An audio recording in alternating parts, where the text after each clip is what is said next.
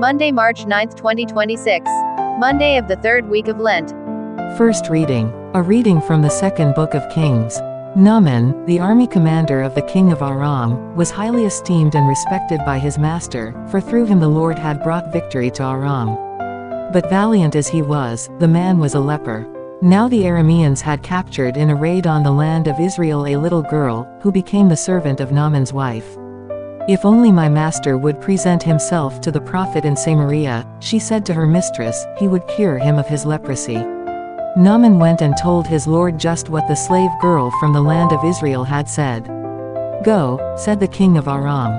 "I will send along a letter to the king of Israel." So Naaman set out, taking along 10 silver talents, 6,000 gold pieces, and 10 festal garments. To the king of Israel he brought the letter, which read, "With this letter I am sending my servant Naaman to you, that you may cure him of his leprosy." When he read the letter, the king of Israel tore his garments and exclaimed, "Am I a God with power over life and death, that this man should send someone to me to be cured of leprosy? Take note. You can see he is only looking for a quarrel with me."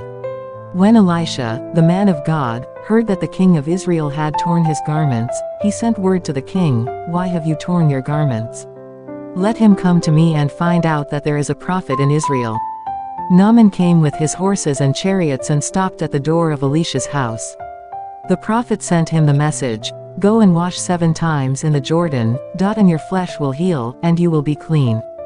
But Naaman went away angry, saying, "I thought that he would surely come out and stand there to invoke the Lord his God, and would move his hand over the spot, and thus cure the leprosy. Are not the rivers of Damascus, the Abana and the Pharpar, better than all the waters of Israel? Could I not wash in them and be cleansed?" With this, he turned about in anger and left. But his servants came up and reasoned with him. "My father," they said, "if the prophet had told you to do something extraordinary, would you not have done it? All the more now, since he said to you, 'Wash and be clean,' should you do as he said."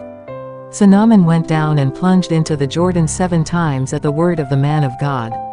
His flesh became again like the flesh of a little child, and he was clean. He returned with his whole retinue to the man of God. On his arrival he stood before him and said, "Now I know that there is no God in all the earth, except in Israel." The word of the Lord. Responsorial Psalm. Let our response be, "Athirst is my soul for the living God. When shall I go and behold the face of God? As the hind longs for the running waters, so my soul longs for you, O God." Response. Athirst is my soul for the living God.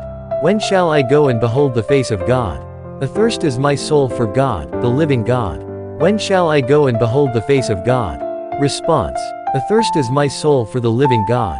When shall I go and behold the face of God? Send forth your light and your fidelity, they shall lead me on and bring me to your holy mountain, to your dwelling place. Response. Athirst is my soul for the living God. When shall I go and behold the face of God? Then will I go into the altar of God, the God of my gladness and joy. Then will I give you thanks upon the harp, O God, my God. Response. Athirst is my soul for the living God. When shall I go and behold the face of God? Gospel reading. A reading from the Holy Gospel according to St. Luke. Jesus said to the people in the synagogue at Nazareth, "Amen, I say to you, no prophet is accepted in his own native place.